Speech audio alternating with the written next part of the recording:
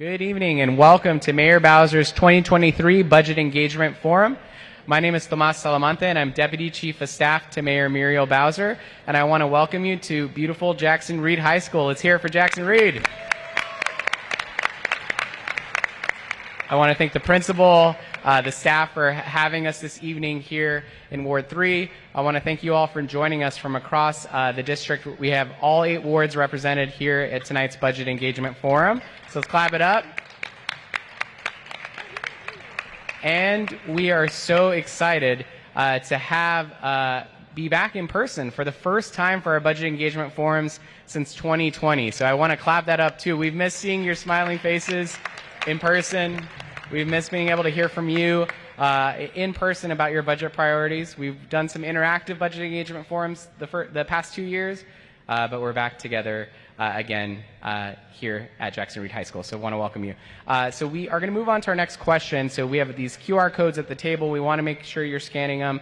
This next question is a word cloud. What is your biggest budget priority this year? And it'll start to fill out. Yes, the budget is a priority, but it'll start to fill up with words of what are your budget priorities. Again, scan that QR code at the table, and that's how you'll be able to answer the interactive questions. We will have some additional interactive questions throughout the program, but start to fill in what are your budget priorities.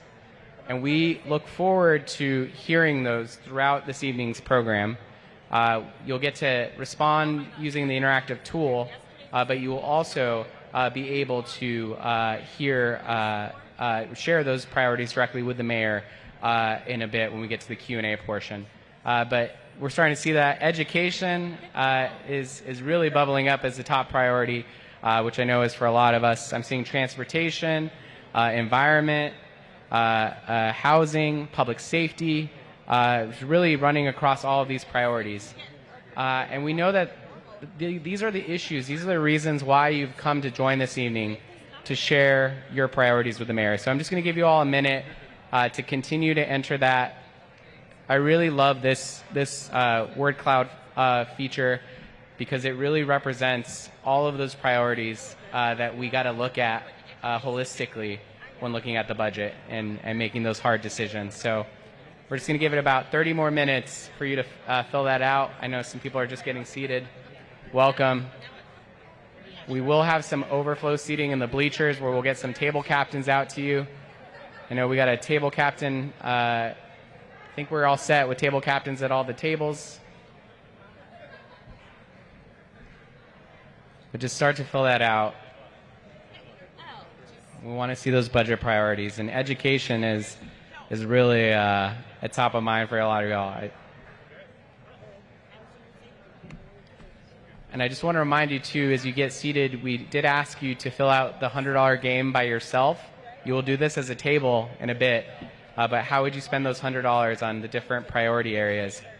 You'll use that in a bit to share at your table and to come to a consensus on that portion when we get to the program. But all right, so these priority areas we're going to cover. You're going to hear from our mayor. You're going to hear from our city administrator. You're going to hear from the deputy mayors on all of these issues that are being represented in this word cloud. So we're going to move to the next slide. Thank you all so much. We're going to get started this evening with hearing from our mayor, Mayor Muriel Bowser. So Mayor, come on up. All right, you can go.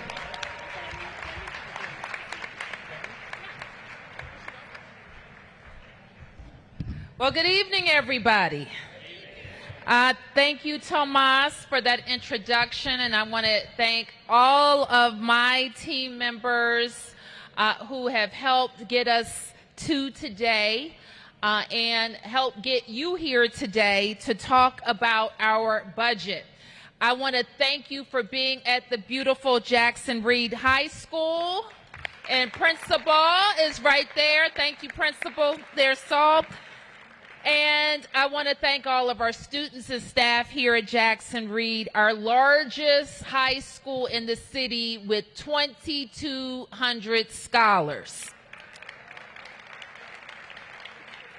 You're also going to hear from members of my administration, both from the podium and at your tables, about all the work that we do all year to get ready for this budget season. I also want to recognize the new council member for Ward 3 who is here, Matt Fruman, who is right there in the back. And I also see your new state board member, Eric Goulet, for Ward 3. Thank you both for being here. So many of you have participated in budget engagement forums before.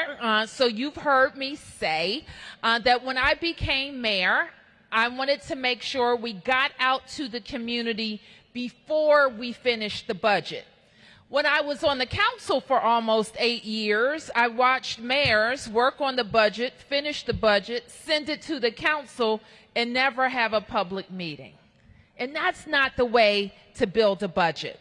And so each year, we learn quite a bit from these budget engagement forums about what's important to you, what programs have been working, what programs you want to see get larger. You may even give us the feedback that we should do something differently with some of our programs and services. So that's helpful information too. We use this time to talk to you about what it takes to plan and spend $20 billion to help DC residents in all 8 wards achieve our goals and our values. So you won't be surprised that we're going to talk a lot about public safety in schools and affordable housing and what our young families need and how we protect and grow our middle class, how we are a resilient city, and how we are strengthening our home rule and self-determination on our way to statehood for Washington, D.C. So I laid out those priorities when I had the opportunity at the beginning of January to be sworn in for the 3rd time as your mayor. There, I pledged that I would wake up every day with all the energy and vigor that I did on day 1. And you know what the truth is, a month later? I feel like we're busier this January than we were 8 years ago January. And it is very important. We're going to talk as we go through our budget priorities about how important it is to come back from COVID. And you're going to hear that from a human-centered perspective, especially with our kids, but also what we need to do in our downtown to make sure that it is vibrant, productive, and it continues to generate the types of revenues that allow us to invest in the programs that represent our values. So that is what we are going to talk about today. I am looking forward to hearing from all of you.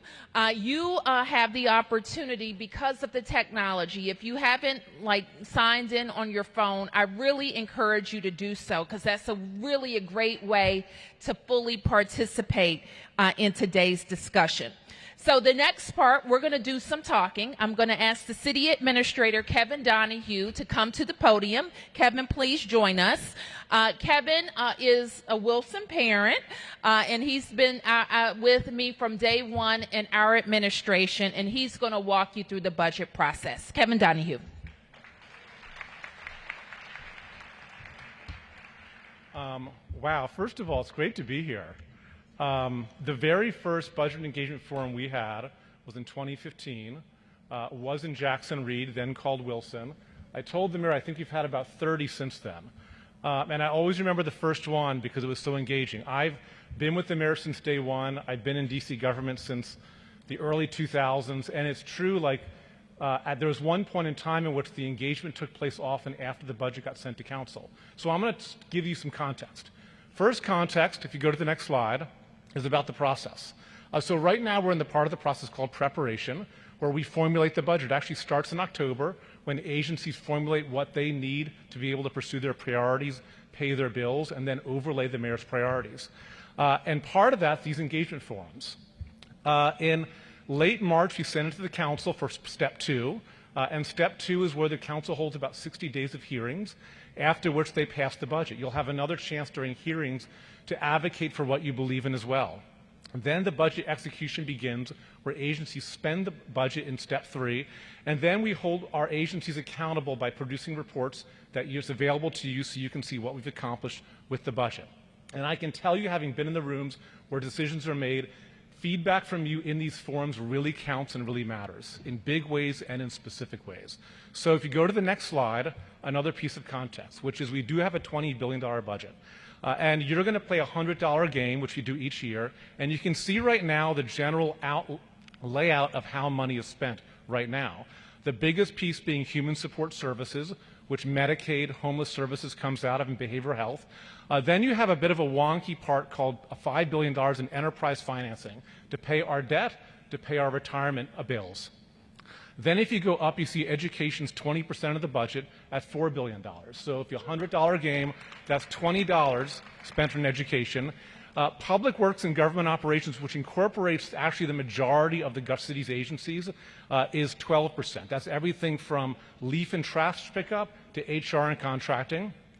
Public safety, which I led for a while, is about, I call it 8 cents on the dollar. So $1.7 billion, or 8.5% of the budget, followed by economic development, which includes housing, and the $20 billion does not include the capital money that we spend on construction, which adds about $2 billion to the budget. So that's part of the context. As you do the $100 game, you know how the money is divided right now. Now, the final piece of context is a very simple one. If you go to the next slide, which is think big. The past 2 years we've been virtual, and we've talked about our response and recovery from COVID. It's okay to think big. Think over the next 5 years.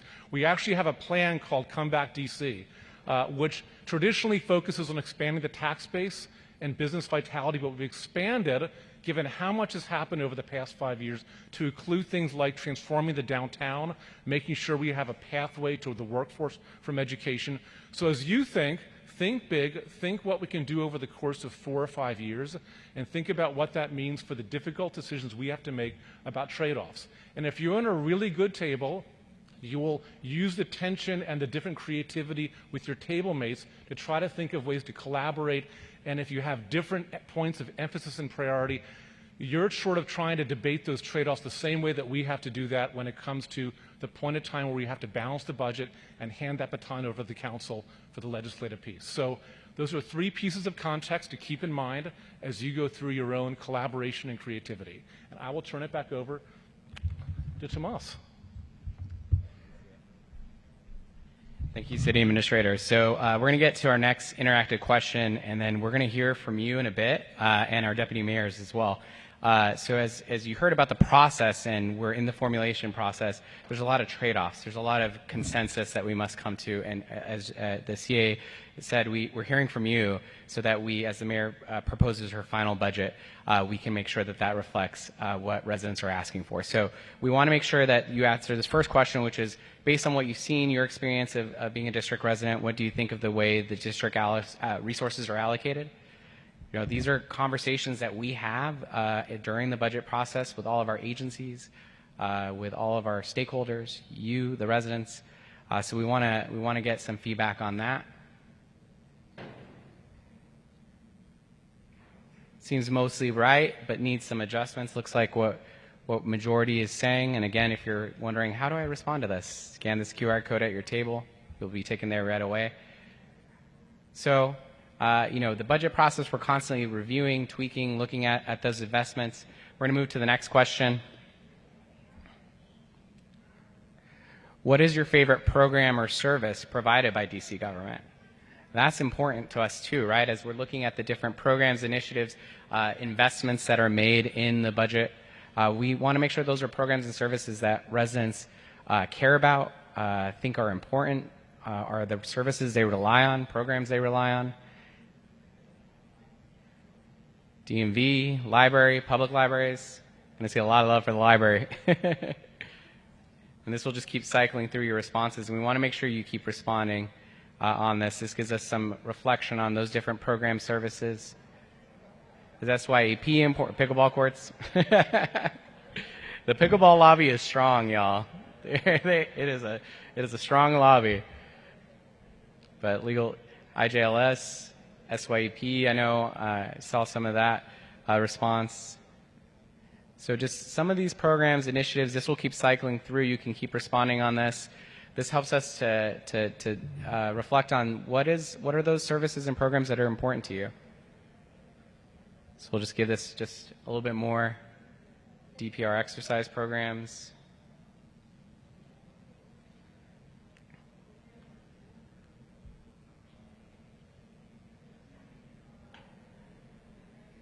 And again, if you haven't scanned it yet, scan this QR code at your table to be able to enter that. So we're seeing a lot of those important priorities to you, program services that you find important reflected in this, and that's important. And this is something that you will share with your table mates in a bit as you come to consensus on the $100 game. So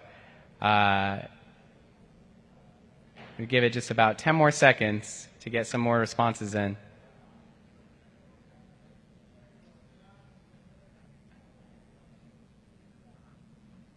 Alrighty, and our deputy mayors are actively reviewing, so ready to make their pitches here in a bit. What is one specific program or service you wish DC government did better? We have a whole Office of Budget and Performance Management that are analyzing the success of our programs, initiatives, constantly doing checks on what's working and not working, and so we want to hear from you. That's stuff that we reflect on, we evaluate constantly. But this is an important opportunity for us to hear from you what you want to see just a little bit better. Something that has come to mind for you as a resident.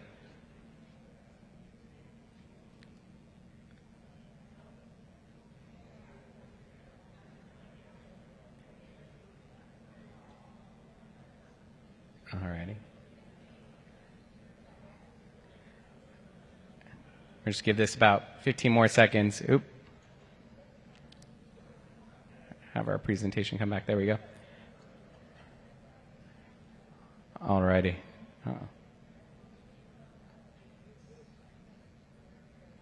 So we're going to move to the next question. What's one specific program or service you think DC government should stop doing and put those resources to different use? So there's different types of advocacy we hear at these forums, and this is important for our budget team and our performance team as they review. And we're going to have an important discussion on this in a bit, so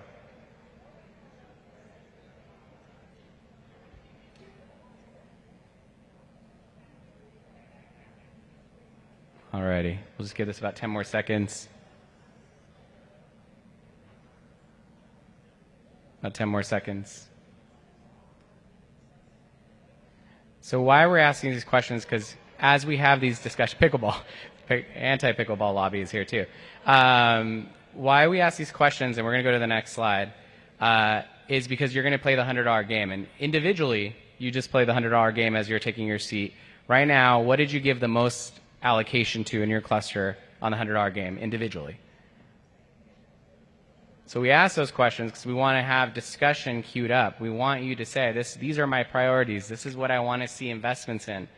This is what I want to see the mayor put more money towards. This is a program that's vital to me. You know, I was a graduate of SYEP, and that's why I want to see money for SYEP. But we also want to know who you gave your $100 to. And it looks like majority, neck and neck here. We're going to keep our eyes on this because this is what you did individually, but as a table, you guys are going to come to consensus and allocate $100 as a table, and then we're going to go around the room, hear from you, hear from those priorities. I'm going to have Ty and Natasha bring a mic to our first deputy mayor who's going to kick off our speech, so if you can come bring a mic to him, and John, if you can go get in place. But as you respond, we're going to look at these. We're going to keep these in mind. We're going to come back to this slide to see how we go. But looks like Health and Human Services got the biggest piece of the pie, 27%. Neck and neck on ed and workforce, housing, economic development, Public Safety and Justice, GovOps, Infrastructure. You guys will have some opportunity to make those pitches. But so thank you guys for giving us some feedback, giving us that engagement. It's very important. And now we want to hear from you. But before we take a break to, as a table, come to consensus with your table captains and go through the $100 game as a table, the deputy mayors want to tell you a little bit more about their investments, about the programs that are in their cluster, about those key initiatives, and help you make your decision a little bit on which cluster should get that investment. So to kick us off, we're going to go to the next slide. We got Deputy Mayor for Planning and Economic Development, John Falchicchio. John is going to get us started, and we can move to the next slide. Well, good evening. Good evening, everyone. Can you hear me? Great. All right, so I'm going to make this interactive as well, although we're going to do this old school since we're in a school. By a show of hands, how many people started their day at home? Right? Okay. You raised one hand. Now, how many people after this, maybe you'll stop to get a dinner or a drink or something stronger, but how many people then will end up at home at the end of the night? So when we talk about economic development, we're talking about housing. Because how blessed are we that really everybody in the room was able to raise their hand. So what we want to do at DEMPED and with our economic development investments is make sure that more Washingtonians have a fair shot, that they're able to have a home that they can afford and that they can thrive in. It was talked about earlier. We just launched, Mayor Bowser did just last month, our comeback plan. And with that comeback plan, we want thriving people, successful businesses, and opportunity-rich neighborhoods. So every dollar that you put into economic development is a way for us to invest in thriving people, successful businesses, and opportunity-rich neighborhoods. So let's go through a couple of the investments. I won't read through every single one on the slides, but the Housing Production Trust Fund. That's one of our most powerful tools in our toolkit to create affordable housing. And it allows us to help meet Mayor Bowser's goal that she set in 2019 to create 12,000 units of affordable housing, making us the first jurisdiction in the country to have goals by neighborhood for affordable housing. So if you go to comeback.dc.gov, you'll actually see how we're doing towards those goals. And we're actually on track to make the overall goal, but we still have some work to do in some of our neighborhoods. So investing in the Housing Production Trust Fund means that more people can have opportunity at affordable housing in all neighborhoods of DC. How many folks here own their home? For the renters out there, we want to make sure that you're home buyers, because in Washington, D.C., that's one of the greatest or easiest and most successful paths to actually making sure that you have success and build your net worth. And so we've got $24 million of down payment assistance. And I could tell you already that we're going to have to go back to Kevin over there, and we're going to have to say, Kevin, we need more money before this year is up, because more and more people are using our home down payment assistance program called HPAP. And with that program, we have $24 million. But what Mayor Bowser did was she increased the limit on what an eligible resident could have as their award or towards the down payment of their home. So she raised it. Are you ready for this? If you don't know already, she raised it from $80,000 per applicant. Does anybody know? Up to how much? $202,000. So if we want to continue to be bold on building affordable housing, if we want to make sure that we have more homeowners in the District of Columbia, that we have more black homeowners in the District of Columbia, including meeting our goal of 20,000 net new black homeowners by 2030, then we need to invest more in housing and economic development. And then finally, for businesses, let me tell you this. There's a program that we have. It's called the Commercial Property Acquisition Fund. Does anybody here own a business? Anybody here own a business? Okay. See a couple hands. So for business owners, if you rent where you work and your business is in a property that you rent, you actually, through this program, have the opportunity to buy a building. And with this program, we'll actually partner with you so that you could buy that building, so that you could turn your lease payments into mortgage payments. And in addition to growing your business and working on the operating side of your business, you could actually make sure that you increase your net worth. So this is how we deliver thriving people, successful businesses, and opportunity-rich neighborhoods. So when you think about that $100, know that it's a sound investment to invest in economic development. With that, I'll turn it to the next deputy mayor, Paul Kine, who's the deputy mayor for education. Paul and I were discussing before we started how beautiful this school is, so clearly education has enough money.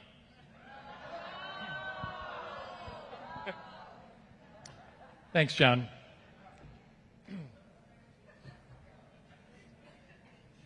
So, let's face it, life is difficult. It's difficult for us, and it's difficult for our children. So, let's pretend for a moment that we are in an imaginary place. Just for a moment, let's build something very beautiful in our minds. Let's imagine a wonderful city for our children. What might it be like? Maybe it's a place where reading rates have grown over the past decade more than any other city in the country. Maybe this imaginary city is the top performing city. Let's imagine that graduation rates have also grown steadily over the past decade. Let's say improving by maybe 15% or so. Let's further pretend that we live in that most unusual city where public school enrollment has grown and grown and grown over 15 years, including after the pandemic, where most other places saw enrollment drop. And what should early childhood education look like in our imaginary city? Near universal? Okay. Let's imagine that over 80% of every 4-year-old in the city attends pre-K for free. What about high schools? Let's imagine a city where high school students can get college credit and credit for work-based learning. Now, what about funding? Should we say that our imaginary per-student funding is in the top 3 in the entire nation? That we have increased our public school budget by over 80% over the past decade, nearly doubling it? Let's also imagine that our public school teachers are well compensated, earning more than 25% more than the national average. And what if our city you could choose from many school options, including a school in your neighborhood and many citywide schools, and that most of you actively choose? And what if those options included dual language and Montessori and international baccalaureate and career academies? And what if, as you choose, most of you get your top choice? Now, how might you feel about the schools in our imaginary city? Coming out of the travesty of a global pandemic, let's pretend that 80% of you were satisfied and approved with the way your schools handled that crisis. Can you imagine 80%? Now, in our imaginary city, let's finally say that over the past decade, education would have dropped from the #1 problem to solve to somewhere further down the list, like 5th or 6th or 7th. Well, my fellow Washingtonians, I am here to report that we do not have to imagine. We live in that city right now. It is true. All of it is true. So, I am not here to ask you to invest in something that is broken. I am here to ask you to invest in something that is strong and getting stronger. So let's invest in what we know is working, because we know we have so much more work to do. We have so much ground to cover, especially for our Black and brown students, our students with special needs, our students who are struggling in math. But we have a path to get there, and we have well-founded hope based on our success. Here is what I'm asking you to continue to invest in, to build on the success in our very real city. First, life-changing programming. Let's provide evidence-based, high-impact tutoring everywhere. Let's reimagine our high school to give students new access to high-quality college and career programs. Second, safety and wellness. Let's make sure our students are ready to learn because they are safe and emotionally cared for. Let's provide students with enriching and joyful opportunities, both inside school and outside school. And third, people. Let's ensure our teachers and educators get the recognition and support that they deserve. So together we can do all of this and so much more. We don't have to pretend we can do it. We know we can do it based on our track record of success. Thank you.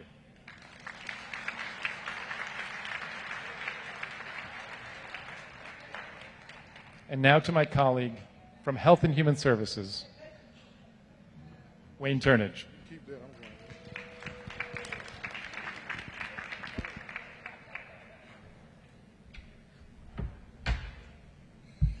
Good evening. I am a little more traditional. I need a safety blanket. This is my safety blanket. For those of you who don't know me, my name is Wayne Turnage, and I have the distinct pleasure to serve as both the Deputy Mayor for Health and Human Services and the Director of the Department of Healthcare Finance. Tonight I'm here to ask that you support funding for the vital services delivered by the 7 critical agencies in my Health and Human Services cluster. As we discuss DC's comeback from the pandemic, one aspect that is interlaced into every aspect of our daily lives is our health. Our health status is impacted by so many factors. The grocery stores we have access to, the quality of the air that we breathe, the water we drink, road safety, safety in our neighborhoods, and that critical element of affordable housing. It is why we say health is in all of our policies.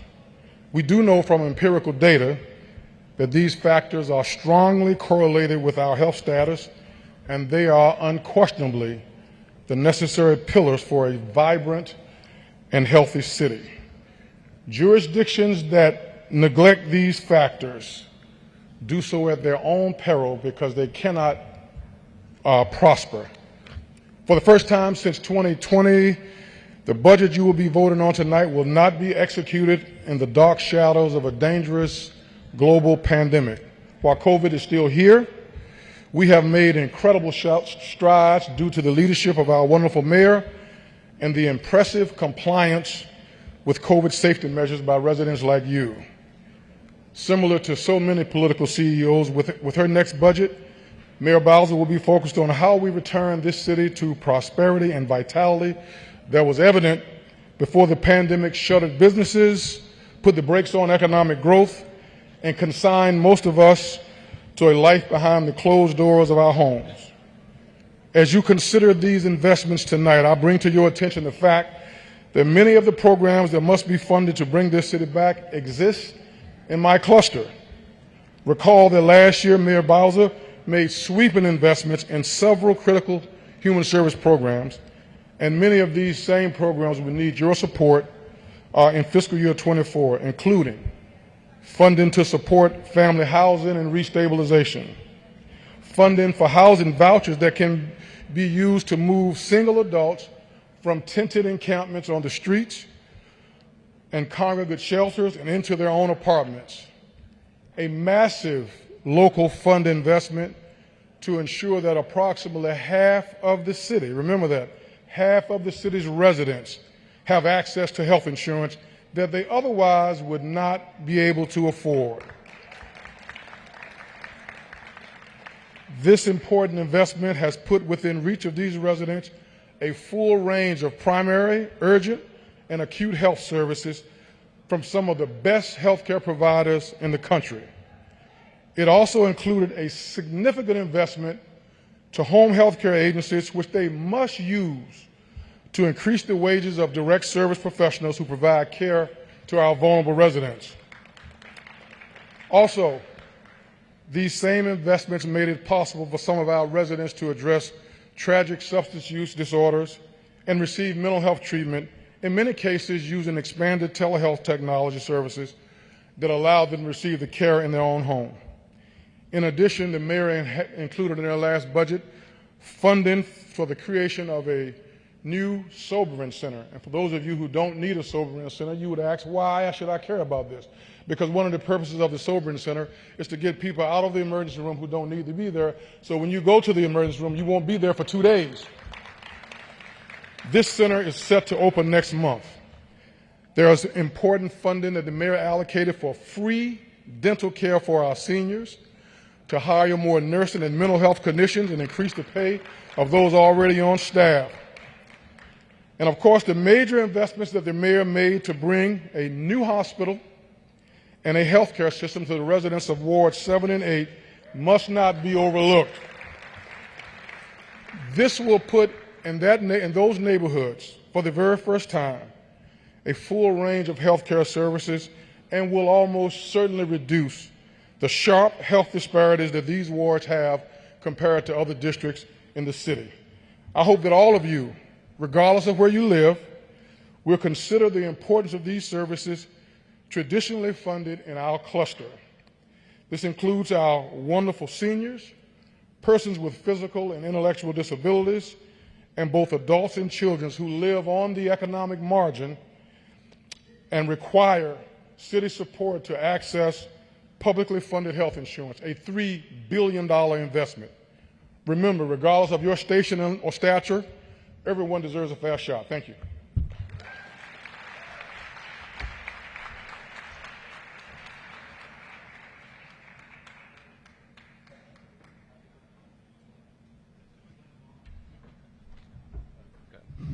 Hi, everybody. So I'll introduce myself. So I'm the new kid on the block. So I thought I would come up here, one, because I'm a little short and people wouldn't be able to see me, and one, so you all can see my face and know who I am. So I'm Lindsay Appiah. I'm the Acting Deputy Mayor for Public Safety and Justice. So I'm glad to be with you all tonight. So today was a beautiful day in the district, right? I'm a February baby. My birthday was Monday, which usually means winter. Thank you. But today was 66 degrees here in the District of Columbia. It was a bit of a spring awakening, right? A little peek of what's to come.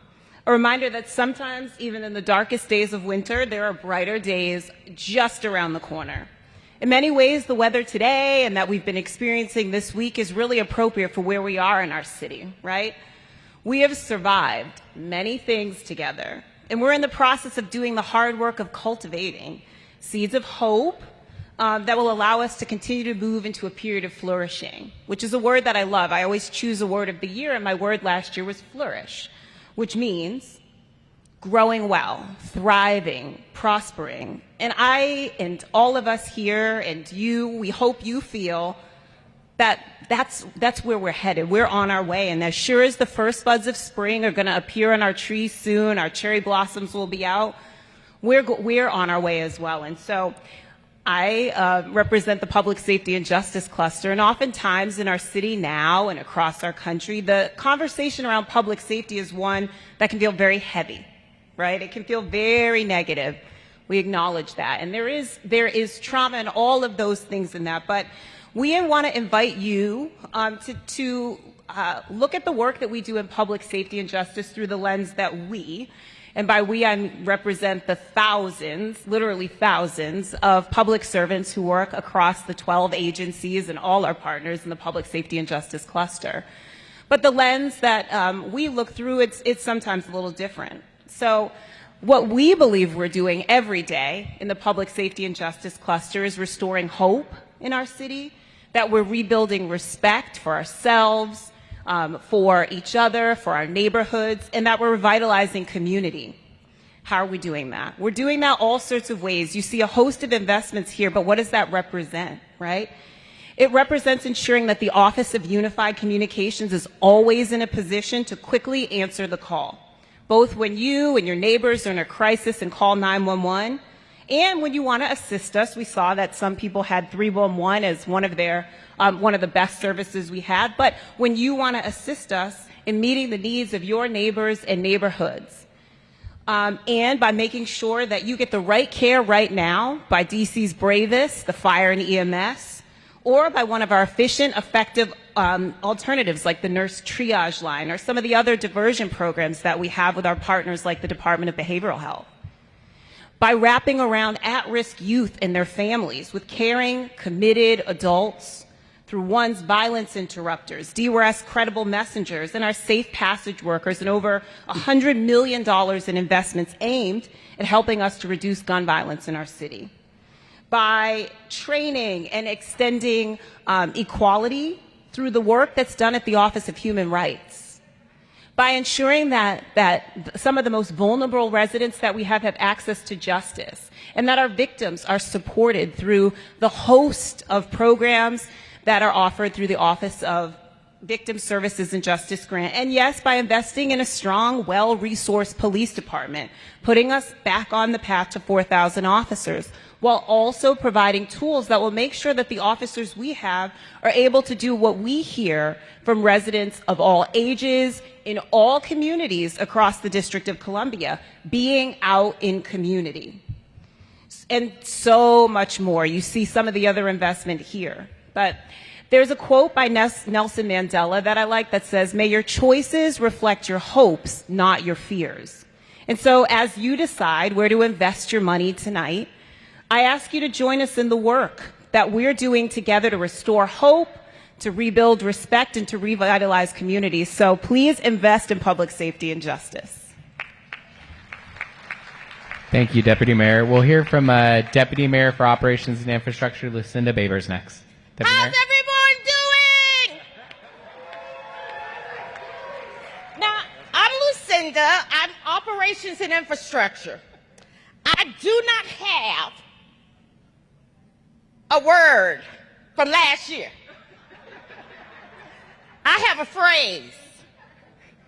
My phrase is, "It ain't right." Oh, he want me to stay here. You are limiting me. He's trying to keep me in a box. I want to go all back there. I do not live or dream of an imaginary city. I'm just saying. What I want you all to do is recognize who really running the city. Y'all talking about y'all gonna give us 10% of your dollar. So let me share a few things, because it ain't right. That's my phrase. And I'm going to need y'all to help me as I go through this. When your trash is not picked up, it ain't right that y'all going to give us that little bit of money and then complain. Director Timothy Spriggs is here, and he'll tell you. When it's 100 degrees in the shade, and you in line at the DMV all around the corner, it ain't right. But you only gave me 10%. So what you expect? When your vehicle gets stuck in pothole after pothole, your rims are shot, you're going to put in a 311 service request that somebody done took credit for, but we do the work.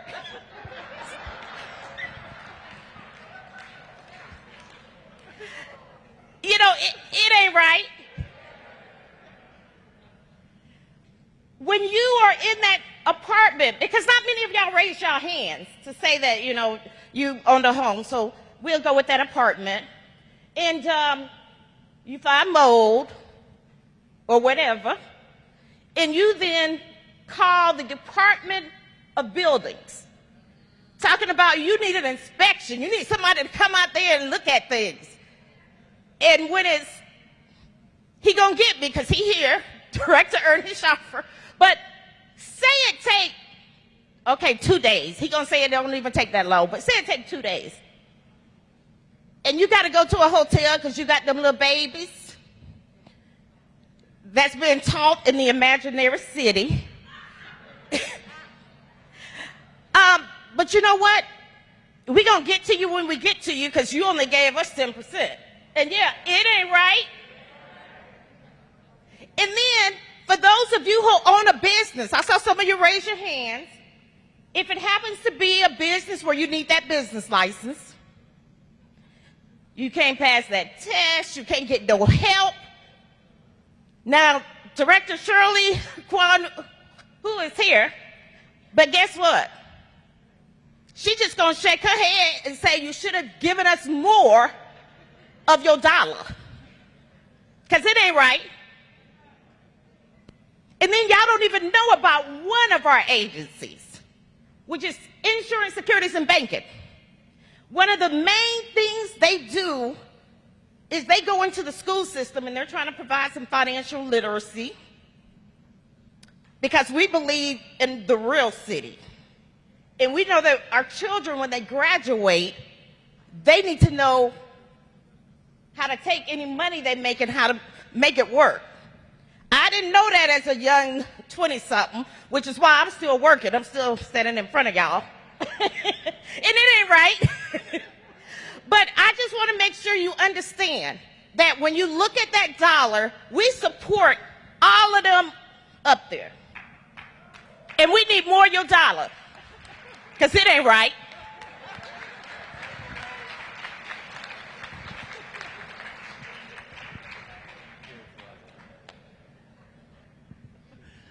Well, thank you, Lucinda. I don't know how I'm going to follow that. You did say you weren't going to introduce me. I'm Lindsay Parker. I'm the Assistant City Administrator and just overjoyed to be here. Budget engagement forums are my favorite time of year because we get to really think about government and what we all want as a community in next year's budget.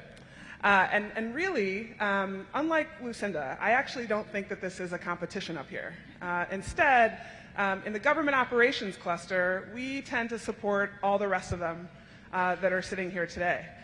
We make sure that we've got the people, the spaces, the contracts to buy the goods and services, and also the technology to make things work.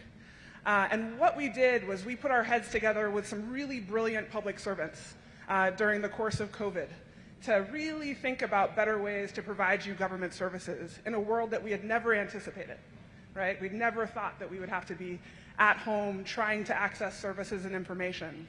And what I learned is when public servants in Washington, D.C., in our government put our heads together, gosh, we can do really cool things together. How did you think D.C. handled COVID compared to some of the other folks that you heard from around the country? I'd say we did a pretty good job. And I was just proud and honored to work with my colleagues on that. Now, we get to learn from what we did. We learned a little bit about how you like to receive government services. You like going to libraries. You find that's a helpful resource for you. You really enjoy going online and seeing something in an easy-to-read format. But you also like to call and have that same information available to you as well. And you like to walk into places and make sure that it's there too. And so what I would say is we need to invest in all the things that you just heard about, but make sure you put $1 in that last column for government operations so that we can bring those brilliant minds together to make our government even more efficient for the next generation. We get to learn from all the things that we did during COVID to really build sort of more trust in government so that we can be even more efficient in getting the services out the door that you love and that you depend on. So again, traditionally I get about $3 in that last government operations space. All I'm asking this year, give me $5. And we can put those good minds together to, no, $5. What? We got $100, don't we? We got $100. Wow, trying to cut into my time. We got $100 All I'm asking is for a $1 for each of these operations in that last column in government operations, and we can bring those great minds together to really think about ways to make government even better for you going forward. So thanks so much. Really appreciate it. All right. So we heard some pretty enthusiastic speeches. So now it's your turn as a table to allocate together. You're going to have to come to consensus on a allocation of $100. You got some big poster boards at the table. Your captains are going to help you allocate those funds. Come to consensus. We're going to give you about 10 minutes because we want to hear from you. We want to hear from your tables. You got to designate somebody to give a readout from your table. We're going to bring mics around. At that point, our deputy mayors are going to circulate the room. The mayor is going to circulate the room. We want to hear that tough discussion at your table on how you're going to allocate that money. Keep in mind those pitches you heard, and we'll come back together here to hear from you how your table allocated those funds. So we're going to give you just about 10 minutes to do this. So get to that tough conversation now, and we'll come around. We'll come back together here in a moment. Thank you.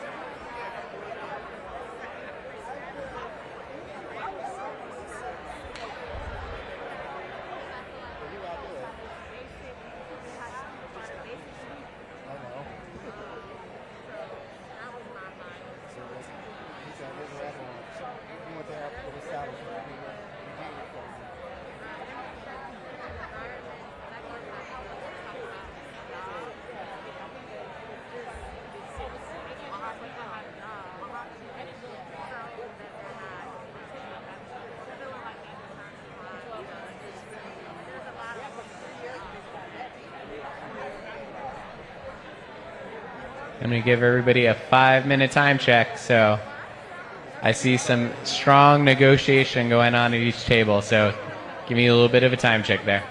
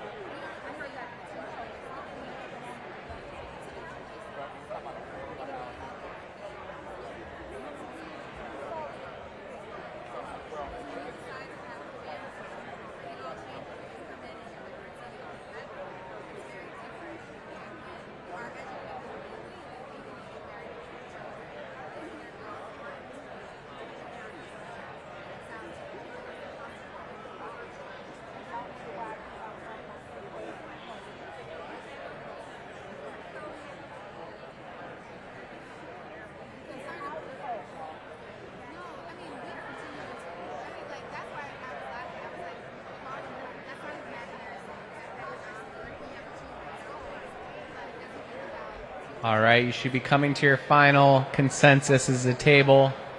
As a reminder, we want to make sure you mark down on the big board your table's final consensus. So make those last pitches. Try to persuade your table one last time on your top priority. Just giving you just a few more minutes to make your allocations.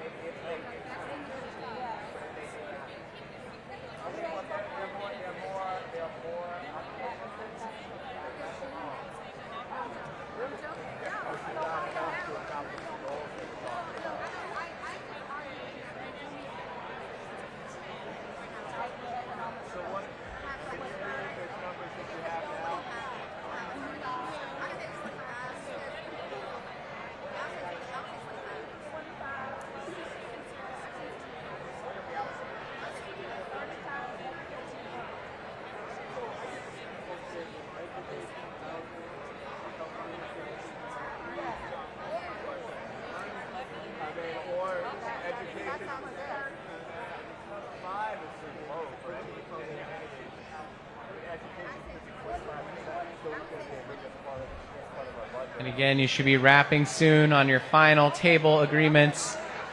Make sure you fill out this large board with your final table consensus. We will be collecting these, so want to make sure you fill these out. Again, we're going to call on you to do a readout in just a second, so please make sure you're filling out this large board as you come to consensus. We're going to get started here in just a minute on the readouts.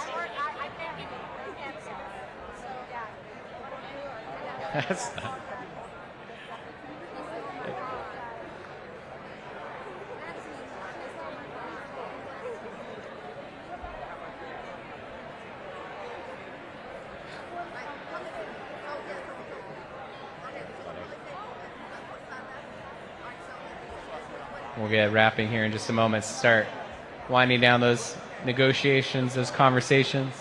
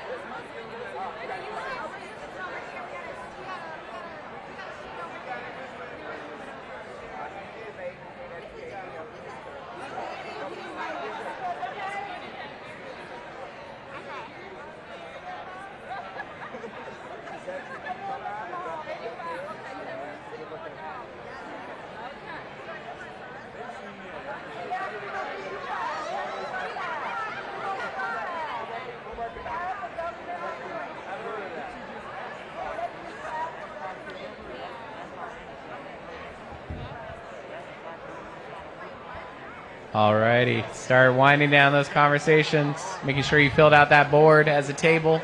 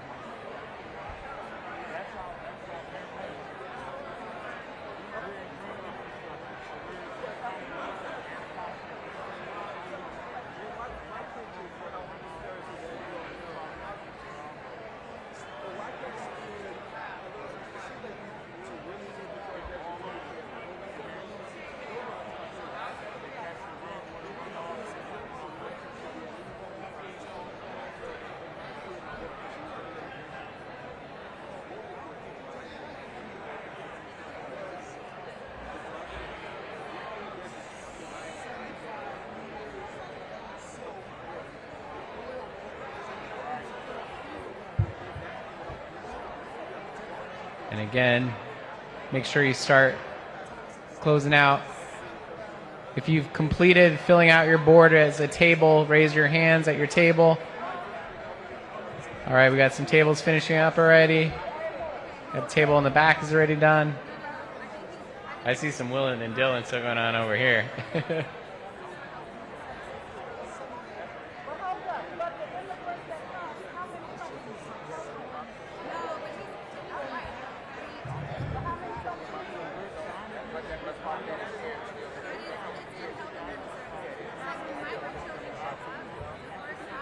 So again, if you finish as a table, raise your hand so we can see that your table is done. Looks like the right side of the room is all pretty much done.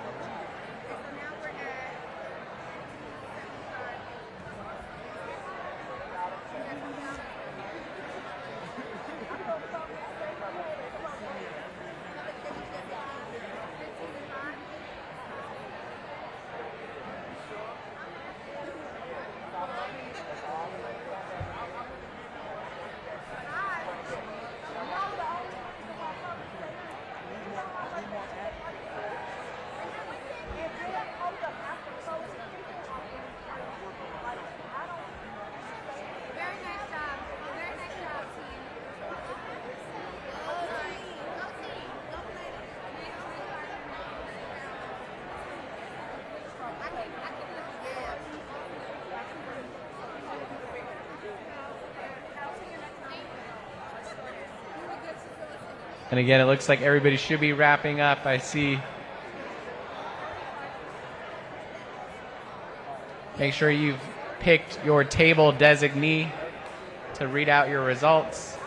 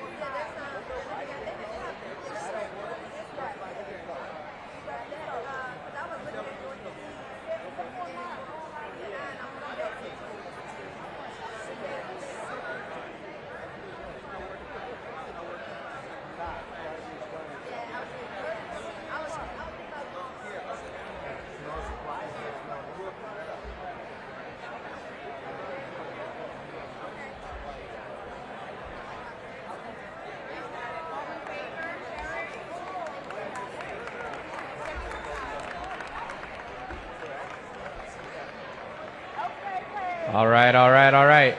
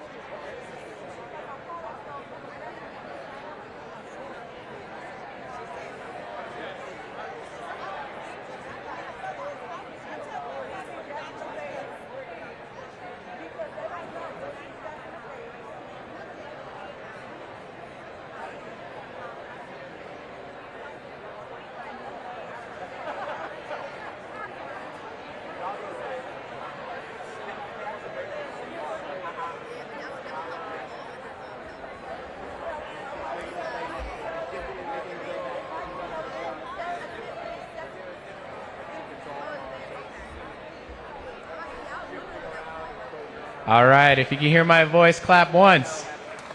If you can hear my voice, clap twice.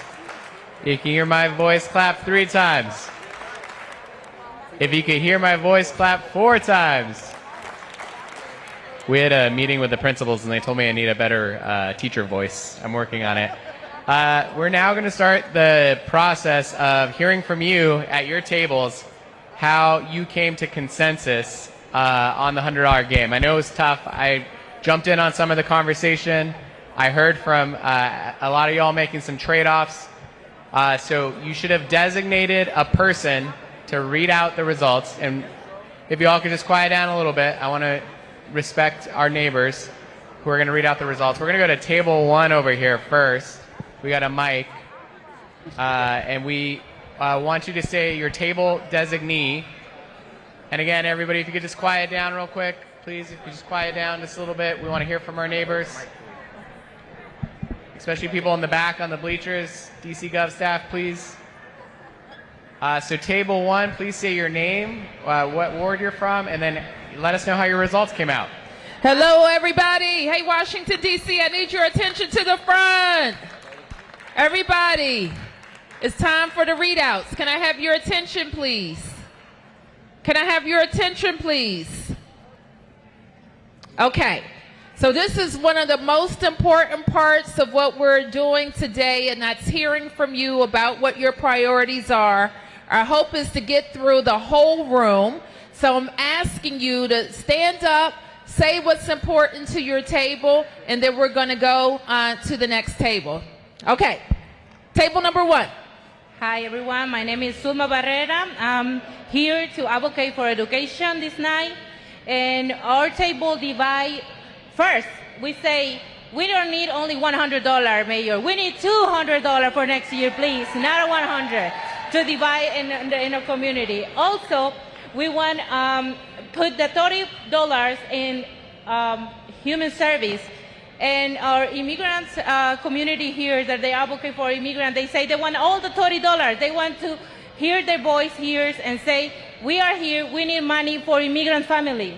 Then we divide public safe, $10, infrastructure, $10, housing, $10, and government operate, $10, and we give another $30 for education. We still advocate for mental health and for that extra programs after and before programs for our kids. We want our better education for our kids. All right, very good. Thank you, table 1. Table 2, could you tell us your number 1 category where you spent the most money and why?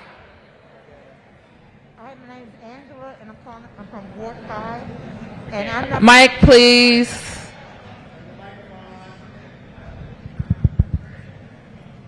My name is Angela, and I'm from Ward 5.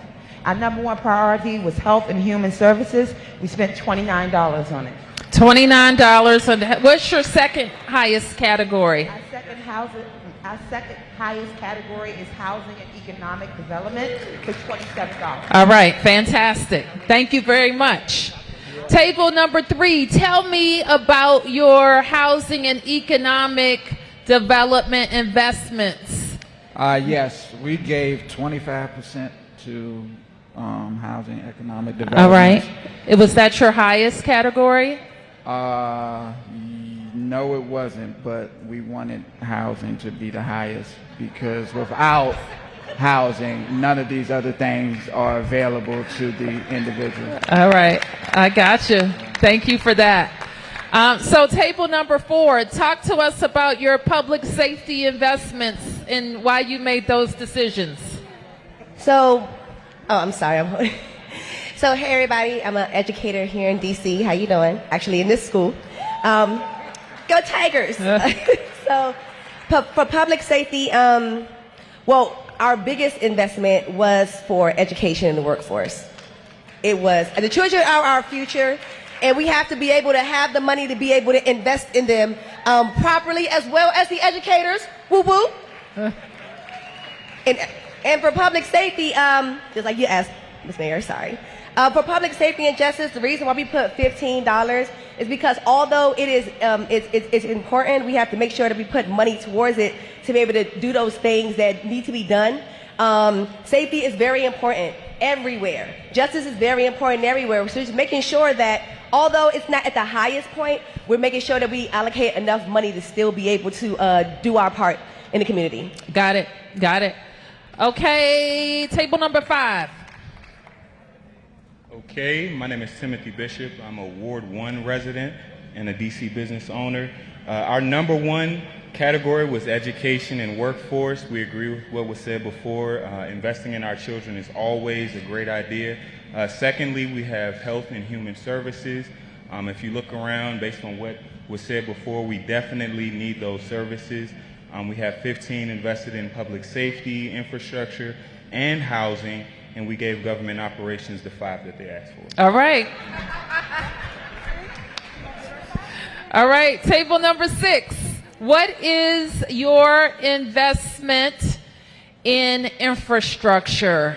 Our investment in infrastructure is $5. However, our whole priority is education and workforce, as well as housing and economic development. Those are our 2 highest, because with OST programs pushed into the education, we can also get school-based mental health as well. Okay, fantastic. So just, I will say, going around to a number of tables out of school time was definitely discussed. Is making sure that we have opportunities for kids before and after school. You also heard from the deputy mayor earlier the incredible investments we already have in, I think, a gold standard across the country is in free pre-K at age 3 and 4. And so part of what our team is focused on right now is how we can make that even bigger for before school and after school as a way to support families in the district. So we're going to keep working on that. Okay, table number 7. I know, they did. Hi. Any report from 7? Okay.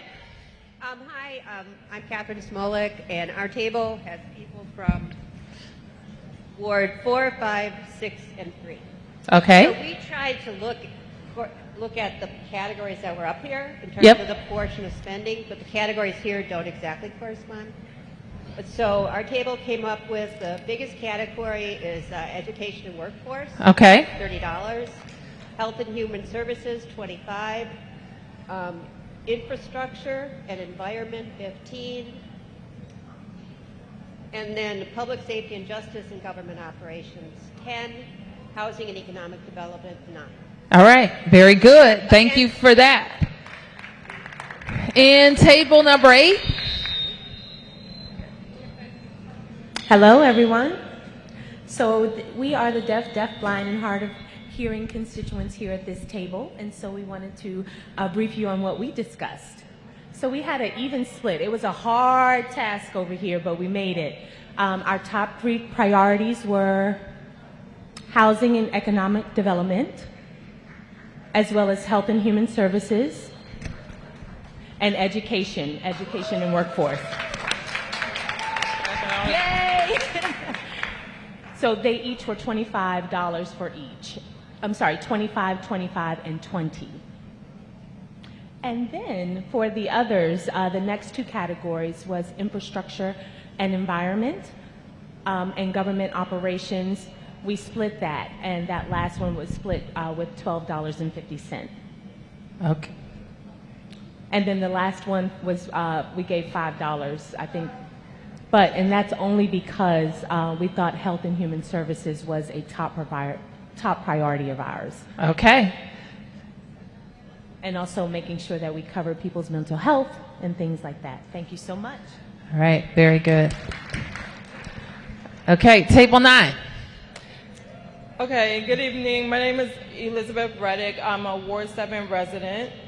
Our table decided to do $25 for health and human services, followed by $22 for housing and economic development, and $22 for education and workforce. but all of that is anchored on providing additional services for our children directly. So when we allocate those funds, we need to make sure that it's a pipeline to support the youth and early childhood education, SPED services, all of that wrapped in together. Okay, I got it. Next table. Deshaun Jones,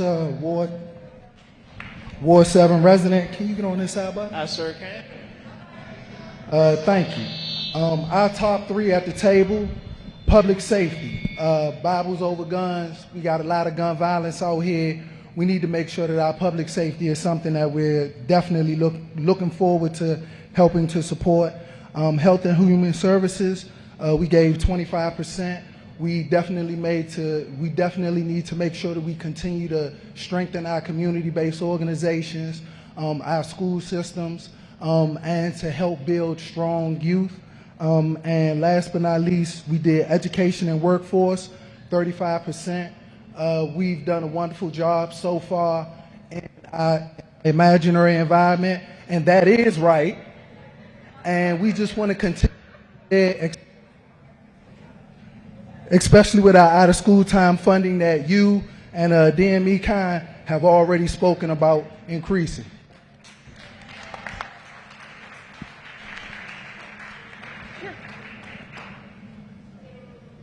Hello, my name is Gaby Fraser. I'm from Ward 7, and I'm with PAVE. Okay, our group took a different approach. We really broke it down because $100 is not a lot of money. Okay, so our top priorities were education and housing and economic development. We gave them $23.33 each. It's very important that we make sure that education is taken care of, out-of-school time programs, and as Deshaun just said, the mayor and DM Kind said that they're going to make sure to look out for them, make sure that the the security services are not included in the money that's given to out-of-school time programs. Next, we gave $19 to Health and Human Services, $12.50 to Public Safety and Justice, $18.17 to Infrastructure and Environment, and we gave $3.67 to Government Operations, even though they only asked for $1. Okay. All right, so I'm going to mix it up for the next table. So the next table, I want you to tell me which category got the fewest dollars and why. Okay. So the fewest we had was an even split amongst four, actually. All of them got... Mike. Oh, sorry. So all of these ones got 15. Health and Human Services, Public Safety and Justice, Infrastructure and Environment, which includes pickleball, government operations. And Okay. our top two were Housing and Economic Development with 20, and Education and Workforce with 20. Okay, very good. That was pretty even split. All right, same question. Table 13, which category got your smallest investment and why? Okay, you would flip that around. Thank you very much. Sherry McDaniel Thomas, Ward 4. Our three smallest percentages went to Public Safety and Justice, Infrastructure and Environment, both got $6 each. And then we tried to get through that $5, but we stuck with $3 for Government Operations. And we did that because our top two that were tied were Health and Human Services and Housing and Economic Development, followed right behind Education and Workforce. You have to have some place to live. Our kids and their families need to be taken care of. Their health is important. And when they get to school, they need to be in a safe environment before and after school, during school. Someone needs to be there to address their mental health services. That's where we were. I got it. Great. So table 14, tell me about your housing and economic development investments and why. So yeah, hi, I'm Mark Alvan. I'm in Ward 5. And for housing and economic development, we really wanted to have this. We had $27, which was to help, folks stay in DC who need to be here and who have lived here for most of their lives, make it affordable for them in areas where we can, and just provide the services and to keep DC strong. Is that your top category? was not. Actually, it was a tie with Health and Human Services. Okay, very good. So I do want to pause on the housing investments because we have spent my entire time in office really focused on production and preservation of affordable housing. And it continues to be a top priority because one of the big complaints that I hear no matter where I am in the district is it costs too much to live here. And housing is our biggest expense. There is a difference between when I started and now. I used to only hear that from people who were on the lower end of the income spectrum. Now I hear it from everybody. So we have to continue to make sure we spent $400 million last year in HPTF alone. And we have to continue making sure we're focused on production and preservation. We've also done something that no one has done in the country, and that's put housing goals for each planning area, including here in Ward 3, where frankly we have some catching up to do in the affordable housing space. So that's why it's important to spend on housing and economic development. Okay. Table 15, tell us about your public safety investments and why. Well, first, my name is Veronica Vella. I live in Ward 4, and we agree with your priority on housing and economic development. Okay. Second, that was our number one priority. And then following that, we actually so I'd love to just talk a little bit about the framework that we thought of in terms of how we're prioritizing our spending. And so we first feel like if someone doesn't have a home, they don't really have much. So if we were starting a society completely from scratch, the first thing everybody's going to want is a home. And then once they have a home, they're going to want connection to people so that they feel safe and secure. And so we felt like an investment to Health and Human Services with an investment to education and workforce should be the second priority. And those are both tied at $20. Got it. And then we felt like public safety and justice and then infrastructure and the environment was the next priority because that enables everything else. It enables the housing, it enables people to stay connected and feel safe. So we invested $15 in each of those. Okay, thank you for that. Thank you. All right, table 16, talk to us about your top priority. Hi, my name's Hadley Carr. I'm a senior at this lovely school. All right, let's hear it for our scholars. So our top priority, it's a close race. We dedicated 32% to education and the workforce. We had a very long and interesting conversation, and honestly, I really enjoyed being a part of it, but I think what we decided to prioritize most in education and the workforce was mental health-based services and also out-of-school time services. Okay. Our second largest priority was health and human services, so also in that same vein of mental health, especially coming out of the pandemic, and also just the stressors of students in the high school system right now. It's a lot. Should I go down the whole list? Yes. All right. Gotta encourage our students. Public safety and justice, we dedicated 13%. We spoke a lot to the deputy about the different programs in public safety and justice, and I learned that it's not just the police department, but it's also the Safe Passage and programs for helping youth, making sure that you answer calls at the right time. And that was followed by infrastructure and environment with a whopping 12%. And then housing and economic development and at 10%, and government operations at 6%. All right, very good. Thank you guys for have that. a hard job. Yeah, it is a hard job. Okay, table 17, talk to me about your top priority. All right, my name's Abby Paulson. I'm here from Hardy PTO. I have a student at Jackson Reed. I have an upcoming student at MacArthur High School, military spouse, former resident of Ward 8, current resident of Ward 3. So here we go. Our top priority from our table, this was tough. There's a lot of workshopping going on here. But we think it's really health and human services because that's the foundation for everything else. None of these other items work in isolation. They don't work in a silo. So if we don't have those things solid, then nothing else really matters. So we have that at $30. We'd like to also see that include the before and after school and safe passage that a lot of people have echoed. We agreed with that as well. We'd also like to see, let's see, our second one is education and workforce. Near and dear to my heart is education, so we'd love to have that show us the money there in education. Critical. And then our next, we have a tie at $15 for public safety and justice. We had a lot of conversation around how this connects with education, again with the safe passage, making sure that our residents feel represented but also safe in their city. Next is infrastructure and environment. We've got to make sure that I don't keep hitting up 311 because there's potholes.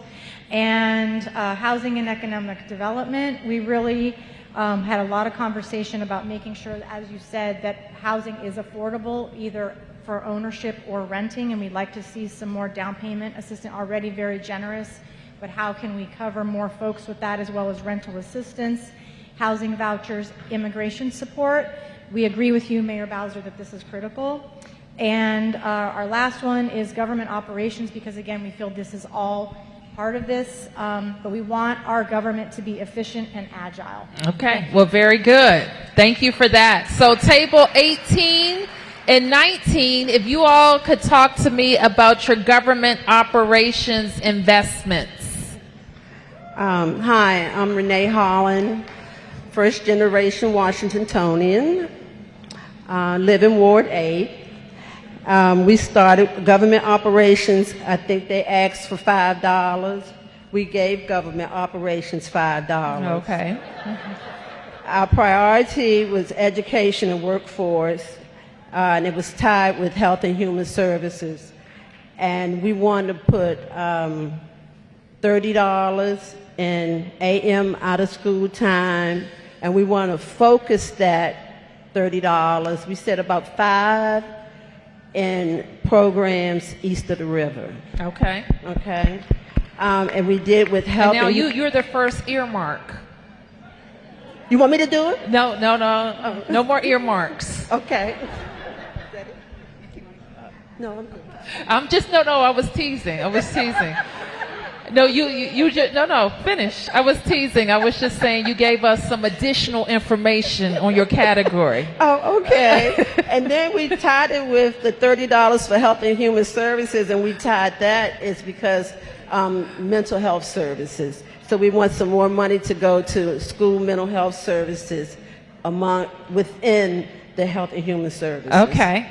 All right. Let me hear about government operations. Yes, so we also gave $5. She was the only one that was specific with her ask, which we appreciated.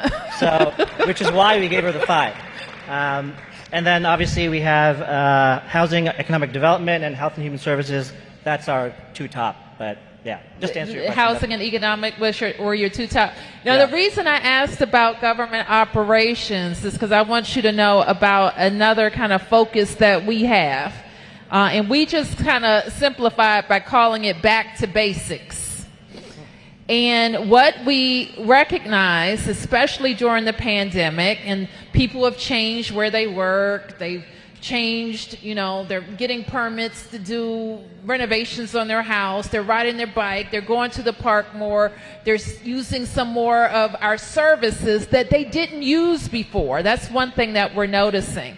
So we have a real focus, and we will have a real focus on the existing programs and services that we have, making sure they're working the way they're supposed to work and delivering the way we're supposed to deliver them.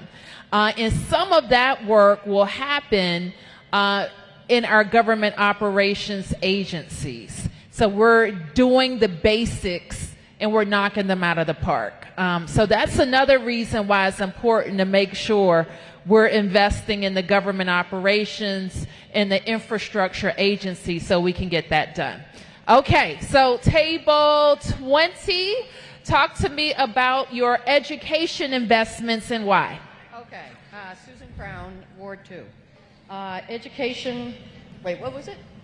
Education investments, what's the Okay. number and why did you choose that? That was our number one, and it was 25%. Okay. Yeah, and it was mostly same thing. You know, you got to make quality kids to make quality adults. And, Okay. And the after-school programs and the parks and all that good stuff. Okay. Was there any controversy at your table? Any big heated battle? No, it really came down to we were pretty united, and we're like 3 or 4 different wards. We did give government operations $8. Okay. They only asked for Okay. Very good. Thank you for that. So table 21, talk to me about your biggest investment. So our raw number biggest investment was health and human services, but I think our values here were education because we bumped that up to 23. We added $2 for a total of 5 for government operations because DGS fixes our buildings. And we went strong on health and human services for all kinds of healthcare issues, but also the support of our students. So health and human services got the most, but I would say we were very focused on education. We are Ward 3 and a Ward 4 table. We love our infrastructure. We love sidewalks, earmark sidewalks. Earmark. Second earmark, sidewalks. But what we really want is bus. We want more bus. City paid bus. If I didn't say it right, bus. So we kept public safety and justice. We think about the same at 10. We love everything you do. We need to get the guns off the street. And then housing and economic development ended up at 18, but we know that any surplus has been going into the housing trust fund, and we're going to be pushing for market-driven building of apartments in Ward 3. And we're going to make that commitment, and we're going to get some IZ here. Okay, very good. Thank you for that, Tricia. Table 22, talk to me about your number one priority. Mi nombre es Leopoldina Villanueva. My name is Leopoldina Villanueva. Leopoldina Villanueva. Hola, señora. Vivo en la Ward 5. I live in Ward 5. Y me siento muy orgullosa de participar en un programa donde usted, alcaldesa, ha tenido mucha importancia del Vida Senior Center. I'm very proud to be here for you directing a program where it has provided Vida Senior Centers a lot of its resources. All right, Vida. Para mi humilde opinión, todas estas son importantísimas y merecen el mayor presupuesto. My opinion, all of these programs are extremely important, and you need to consider them all. Pero en nuestra mesa hemos decidido que el mayor presupuesto se lo hemos adjudicado a la salud y a los servicios humanos. In our table, we have decided that we should provide the highest percentage to health and human services. También es muy importante para nosotros la educación. And it is also extremely important for us, the education system. Pensar de que muchos jóvenes que ya están para salir para la universidad, tal vez no tienen los recursos suficientes y necesitan programas que ayuden para que tengan un estudio suficiente para sus capacidades. To know that our children that are graduating from high school and go on to college, they will have the opportunities necessary that they're going to need as they move forward. All right. Well, thank you, Senora. And I'm glad that you're here representing VITA, and our Department of Aging and Community Living is in the Health and Human Services cluster. So I want to thank you for that. All right, table 23 and table 24. Let's get your readout. 23.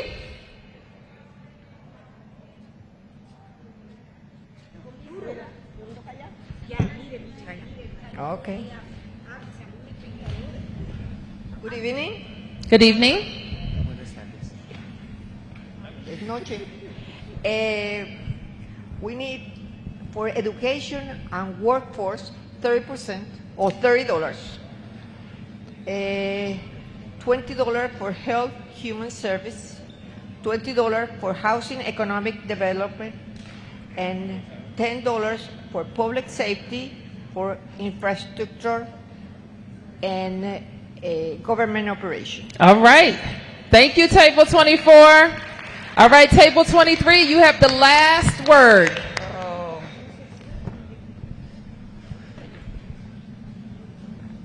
Good evening, Madam Mayor. Good evening.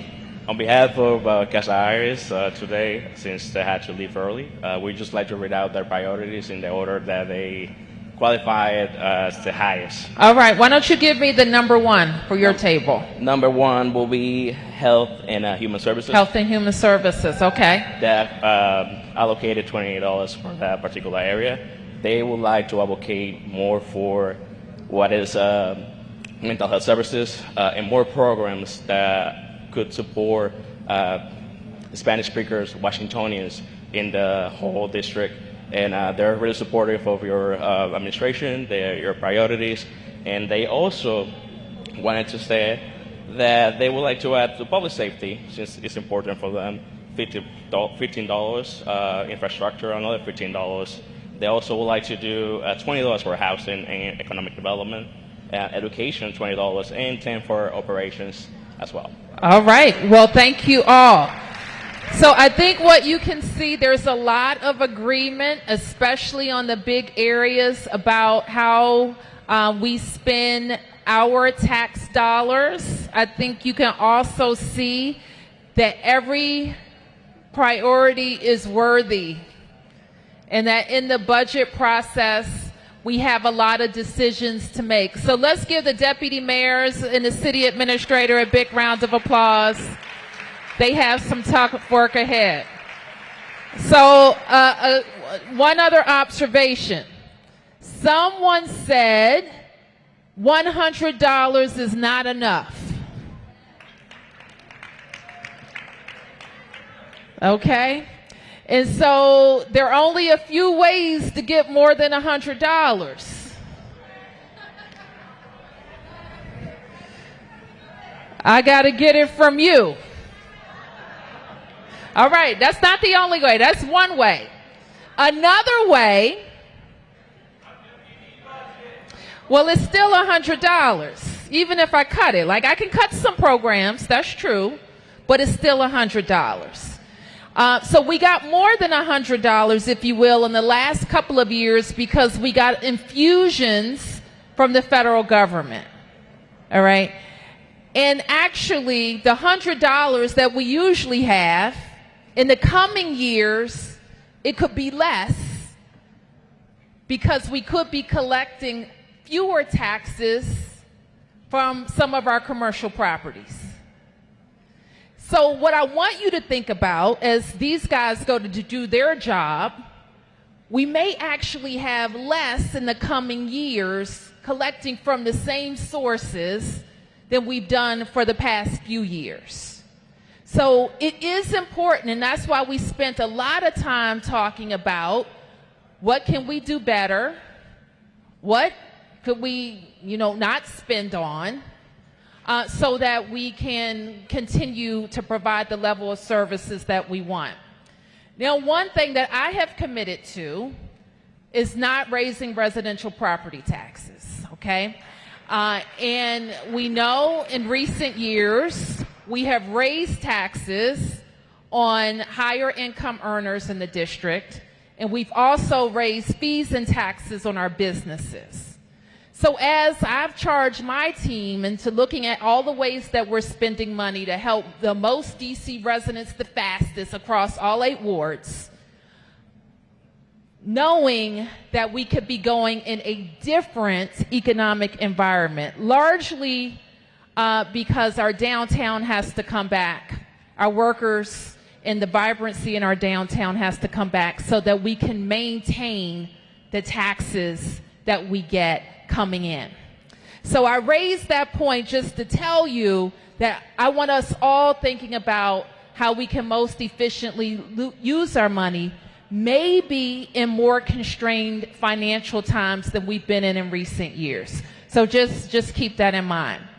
A second thing that's important for us to keep in mind, as you heard from the Deputy Mayor for Education already, that our public education system has put our dollars to fantastic use. So let's give them a big round of applause. And so I'll say this. I said frequently that the renaissance of our city has been directly related to that now 15-year commitment to transforming public education. It's also been directly tied to how safe our neighborhoods are and our investments in public safety. And one thing I know for sure is that if any of those two investments go the wrong way, we can also go the wrong way in attracting families and attracting businesses in our city, which allows us to pay for every single thing else that we do. So our commitment to making sure we have great, safe neighborhoods, fantastic schools, is what allows us to grow as a city. So our focus now is not just the comeback, but the growth beyond the comeback, because that's what allows us to be the best city in the world, to be able to attract residents and businesses and invest in the programs and services that make us great. So we're going to work our level best, and by the end of March, we'll have a balanced budget that we submit to the council. The council then starts its process of hearings, and by the beginning of the summer, they're also going to have a balanced budget, and then we'll get to work putting those dollars to work for our neighborhoods and for you. So I want to thank you all for being here. We're going to do this again on Saturday at Eastern High School. So if you didn't get a chance to make it, you have another chance on Saturday at 11. Thank you, everybody.